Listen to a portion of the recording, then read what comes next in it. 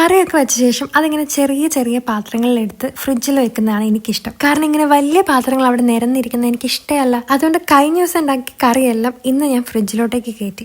അത് കഴിഞ്ഞ് ഇനി ഈ പാത്രം എല്ലാം കഴുകിയെടുക്കണം. പക്ഷെ അതിനു മുന്നേ ഈ ട്രെയിലിരിക്കുന്ന കഴുകിയ പാത്രങ്ങളെല്ലാം എടുത്ത് മാറ്റിക്കഴിഞ്ഞാലാണ് എനിക്ക് അടുത്ത ലോഡ് പാത്രം വെക്കാനുള്ള സ്ഥലമുള്ളൂ. വേസ്റ്റ് കളയാൻ വേണ്ടി പുറത്തു പോയപ്പോഴാണ് ഞാൻ ഇന്നലെ നട്ട എന്റെ ചെടീനെ പറ്റി ഓർത്ത്.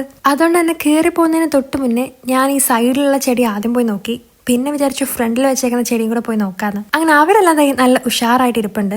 ഇനി ഇതേ ഈ മണി പ്ലാന്റിന് ഒരു താങ്ങ് കൊടുത്ത പോലെ എന്റെ ബെഡ്റൂമിലുള്ള മണി പ്ലാന്റിനും കൂടി ഒരു താങ്ങ് കൊടുക്കണം. അതുകൊണ്ട് ഞാൻ കഴിഞ്ഞ ദിവസം കടയിൽ പോയപ്പോൾ കിട്ടിയ ഒരു മുളവടിയാണ്. വീട്ടിനുള്ളിൽ ഇങ്ങനത്തെ ഈ ലൈവ് പ്ലാന്റ്സ് കാണുമ്പോൾ എനിക്ക് ഭയങ്കര ഒരു ഹാപ്പിനെസ് ഫീൽ ചെയ്യും. ഇവരെയൊക്കെ ചെറിയ രീതിയിൽ ഞാൻ ഒരു മനുഷ്യനെ പോലെയാണ് പരിഗണിക്കുന്നത്. അതുകൊണ്ടാണ് ഇവരെ ഇങ്ങനെ പിടിച്ചു കെട്ടുമ്പോൾ എനിക്ക് ചെറിയൊരു പേടി ഉണ്ടായിരുന്നു, ഇവരെങ്ങാനും ഒടിഞ്ഞു പോയാലോ എന്ന്. അതുകൊണ്ട് ഞാൻ പതുക്കെയാണത് ചെയ്തുകൊണ്ടിരുന്നത്. ഇവർക്ക് എന്തെങ്കിലും ഒന്ന് പറ്റിക്കഴിഞ്ഞാൽ എനിക്ക് നല്ല വിഷമാവും. അതുപോലെ ഇവരിങ്ങനെ പുതിയ തളിരൊക്കെ വന്ന് നിൽക്കുന്ന കാണുമ്പോൾ എനിക്ക് വളരെ സന്തോഷം തോന്നാറുണ്ട്. അങ്ങനെ ആ പണി കഴിഞ്ഞു. വൈകുന്നേരം ഇന്നിപ്പോൾ നമുക്ക് പഴംപൊരി മാത്രമല്ല ചായക്ക്, വേറെയും കുറച്ച് സാധനങ്ങളും കൂടെ ഉണ്ട്. ചായയുടെ കഴിഞ്ഞപ്പോൾ എന്നാ പിന്നെ ഒരു സിനിമ കാണാലോ എന്ന് ഓർത്തു. ഞാനിന്ന് കറുപ്പ് മൂവിയാണ് കണ്ടത്. മൂവി കുഴപ്പമില്ല, പക്ഷെ ഇതിൽ നമ്മുടെ ഇന്ദ്രൻസിന്റെ ആക്ടിങ്ങിനെ പറ്റി എനിക്ക് പറയാതിരിക്കാൻ വയ്യ. അത്രയ്ക്ക് അടിപൊളിയായിരുന്നു.